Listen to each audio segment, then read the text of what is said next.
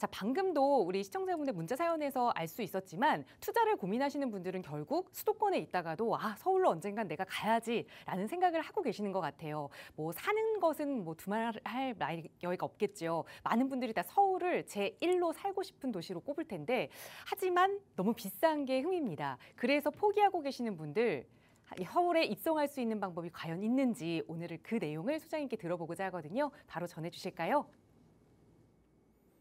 네, 오늘 또 딱 알맞게 그 문자 사연이 아파트를 이제 매각하시고 전혀 생각지도 못했던 3룸으로 가라라고 말씀을 드렸는데요. 이게 앞으로 5년 이내에 제가 예상을 하건대 굉장히 빈번하게 일어날 일입니다. 왜냐하면 이 서울 입성이라고 표현을 했는데요. 그러면 서울을 이렇게 성이라고 봤을 때 성에는 옆에 성벽이 있습니다. 성벽이 있고요. 제 그림을 좀 잘 그리지는 못하는데 자, 이렇게 있다고 보면요. 자, 우리가 성벽을 성에 들어가려면 능력이 좋으면 성을 점프하면 됩니다. 점프하거나 아니면 문이 있을 텐데요. 여기 내가 지위가 되거나 능력이 돼서 문을 열어달라 그래서 문을 들어가는 방법이 있겠죠. 근데 이거는 마치 제가 돈을 말하는 거고 자금을 말했던 거고 이거는 자기 뭐 소득이나 능력을 얘기했던 겁니다. 그게 안 됐을 때에는 우리는 차선책을 찾아야 되는데요.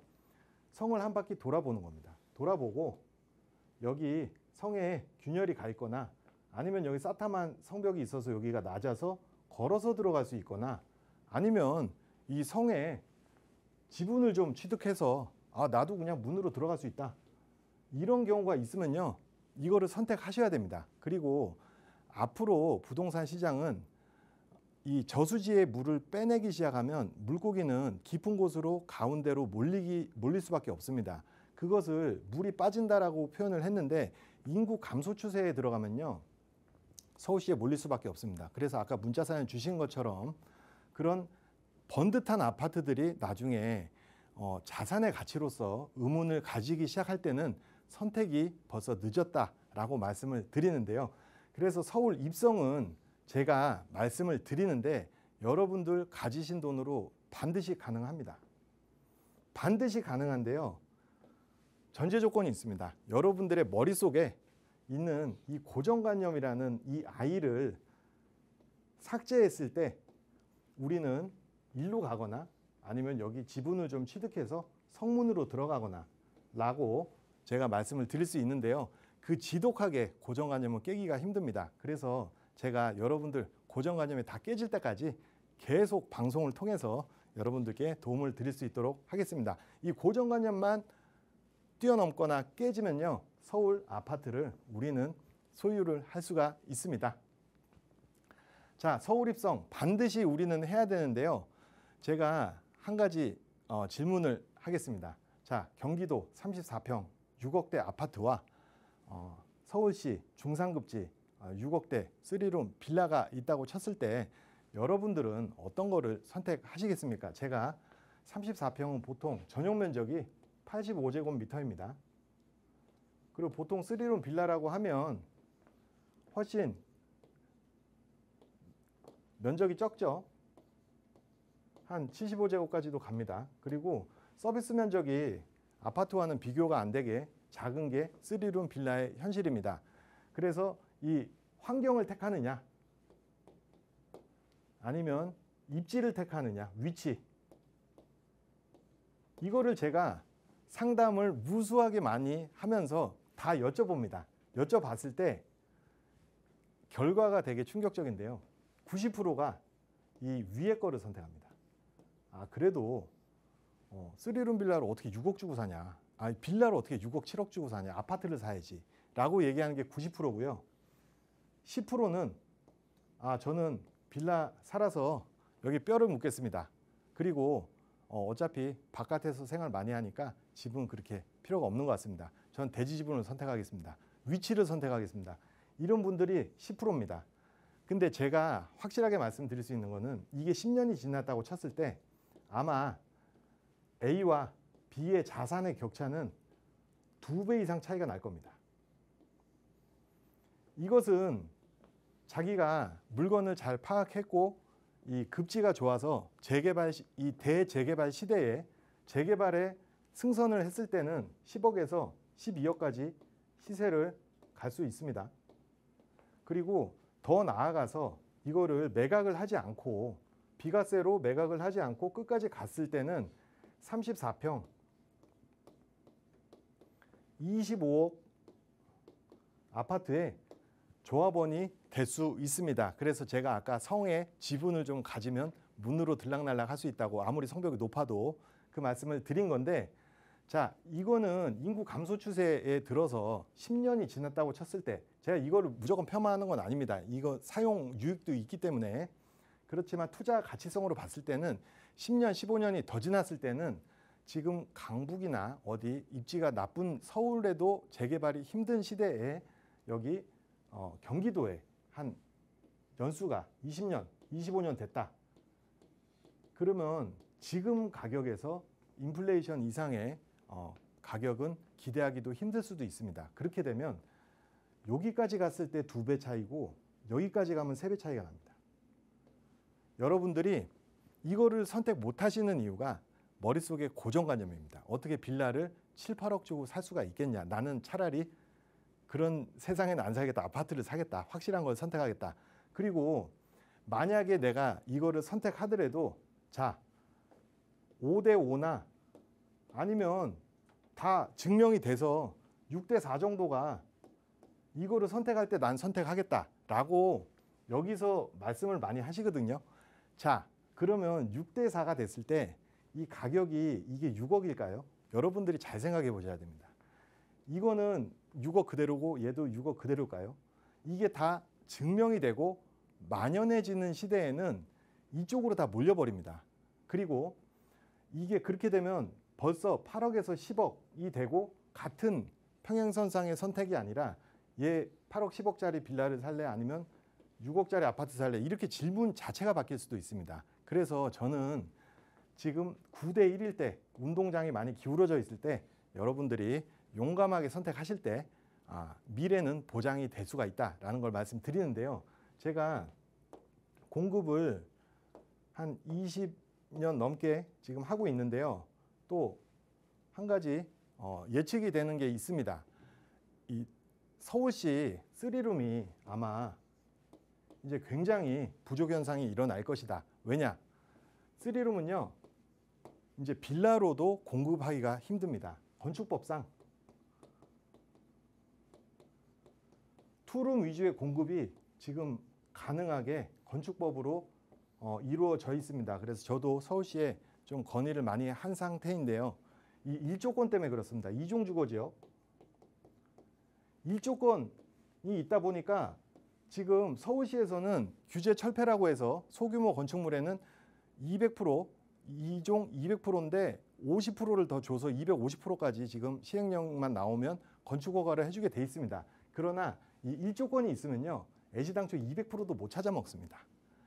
근데 250%를 주는 거는 의미가 없습니다. 그래서 이 1조건을 철폐를 하기 위해서 저도 무던히 노력을 하고 있는데 이 1조건이 철폐가 돼야 3룸이 공급이 원활하게 됩니다. 지금은 거의 2룸밖에 이루어질 수가 없는 이런 시대이기 때문에 앞으로 3룸을 지금 먼저 선점하신다면 이러한 생각을 하실 수 있을 때까지 여러분들이 좀 공부를 하신다면 아마 10년, 15년 후에 굉장한 자산의 리턴으로 돌아올 수 있다라고 말씀드렸습니다. 첫 페이지를 너무 좀 길게 했는데요.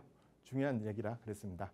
자, 서울 입성 반드시 해야 되는데 서울의 아파트 매수는요. 이미 30년, 25년 근로를 해서 저축을 하더라도요. 이미 이렇게 수치가 나왔죠. 30년 이상 일해야 된다.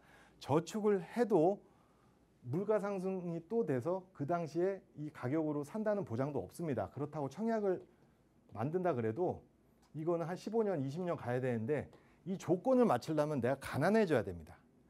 이거 뭐 다 없어야 돼요. 소득도 낮아야 되고 집도 없어야 되고 뭐 부양 가지고 많아야 되고 이 가난한 조건으로 가는 건데 이거를 받다가 안 되면 자산 제로인 상태에서 거의 답도 없어지는 그런 결과가 생기기 때문에 저축이 없어지는데요.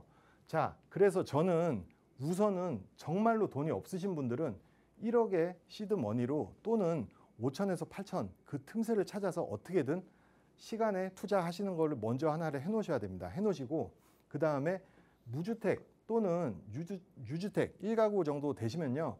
1가구 요즘에 빌라에 굉장한 세제 혜택이 많습니다. 그래서 그 1가구 2주택이어도 세제 혜택이 많고 그리고 무주택일 때 1주택 세제 혜택도 많기 때문에 이것을 무조건 적극적으로 활용을 하셔야 된다라고 말씀을 드립니다. 그리고 이게 아까 제가 말씀드린 이거는 거의 많이 얘기를 못 들어보셨을 텐데요.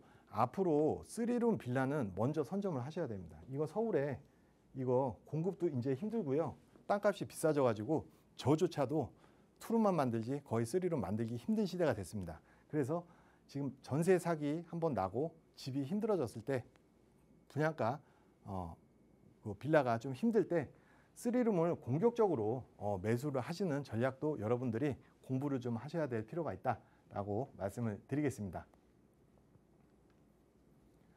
자, 그리고 제가 상담을 하면서 가장 많이 듣는 말이 있습니다. 빌라인데 왜 그렇게 비싼가요? 라고 얘기를 하시는데요. 이렇게 물어볼 수 있는 거는 머릿속에 그 고정관념이 있다는 겁니다. 고정관념이. 그래서 이게 어떠한 고정관념이냐? 빌라, 아파트 이렇게 딱 선이 그어져 있습니다. 그래서 어떠한 경우에도 빌라는 아파트보다 싸야 된다는 이 고정관념입니다. 그래서 이게 앞으로는 많이 깨지는 시대가 올 거고 빌라가 훨씬 더 서울시 빌라는 훨씬 비싸지는 경우가 생길 텐데요. 여러분들이 그때 하면 시기를 놓친다라고 말씀드리고요.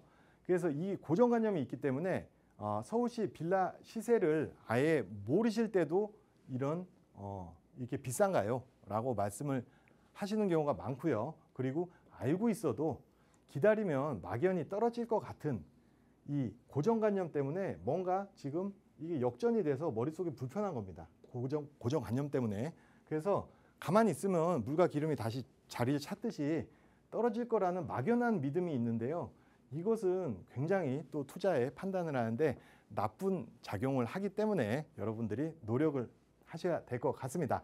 자, 그래서 빌라가 아파트보다 비싼 것이 공감이 전혀 안 가시면요. 계속 상담을 하시고 팍스TV 보시면서 아니면 이것저것 여러 훌륭한 전문가분들도 굉장히 많으시고요. 그래서 하나하나 생각을 바꿔나가셔야 됩니다. 그리고 누구나 공감하는 시대가 됐으면요. 이미 서울시 빌라는 수요가 폭발해버려서 엄청나게 우리가 생각하지 못하는 가격으로 더 올라갈 수 있는 가능성이 있다는 걸 말씀드립니다. 다행히 아직 늦지 않았는데요. 그래서 빌라에 대한 고정관념 그리고 요거를 우리가 좀 고쳐보자. 그리고 부동산 본질에 대해서 부동산 본질 부동산이라고 하면 토지가 있고 그 위에 건축물이 있습니다. 그래서 건축물은 우리가 이제 좀 냉철하게 냉정하게 차가운 머리로 보자. 그냥 콘크리트 덩어리다. 이거 34평 넓고 이런 거 별로 좀 차가운 시선으로 보자. 토지만 보자. 앞으로 10년, 15년 후에 어떻게 변할 것인지 그리고 하드웨어는 그 건물은 돈 주고 사는 것이 아니라 우리가 만들어 먹어야 되겠다. 토지의 상승분으로 누가 져주거나 아니면 그 상승분으로 인해서 우리가 얻어가는 것이다 라고 생각을 바꾸실 때 여러분들이 현명한 투자자가 되실 수 있다고 생각합니다. 자, 그래서 서울시 입성을 가로막는 가장 큰 요인 중에 과거의 경험에서 벗어나지 못하고 있습니다. 그래서 빌라에 대한 편견이 생겼는데요. 이 빌라에 대한 편견은 누가 퍼뜨린 것도 아니고 여러분 우리가 많이 경험하다 보니까 자연스레 생긴 건데요. 이게 과거의 경험에서 생겨나서 벗어나지 못하는 것입니다. 그리고 그러다 보니까 빌라는 오르지 않는다는 고정관념이 생겼는데요. 이거를 우리는 반드시 깨야겠습니다. 그리고 환경적으로는 우리가 고정관념이 바뀌지 않았어도 환경은 전혀 180도로 바뀌었습니다. 환경은 우리의 생각을 기다려주지 않습니다. 서울시 만성적인 공급 부족의 시작이 됐고요. 완전히 달라진 게임의 규칙이 생겼습니다. 우리는 여기에 맞춰가야 되지 우리의 고정관념을 따라가면 안 된다는 말씀을 드려봅니다. 그래서 이 빌라라는 여러분들의 머릿속에 있는 그 미운오리 새끼 같은 그런 빌라가 천덕꾸러기인데 얘가 블랙스완이었습니다. 예, 검은 백조였어요. 그래서 지금은 그 동화책 읽어보시면 뭐 왕따 당하죠. 그 미운오리 새끼가 주거사다리 역할도 할 수 있고 실입주도 되면서 나중에 황금알까지 낳아주는 그런 빌라가 이제 되는 시대가 되었는데요. 자, 오늘은 이 고정관념에 대해서 제가 말씀드렸는데 다음 시간에서 또 자세히 또 더 정확하게 말씀을 드리도록 하겠습니다. 오늘 방송 보시고 궁금한 거 있으시면 또 연락 주시면 제가 친절하게 상담해 드리겠습니다. 감사합니다.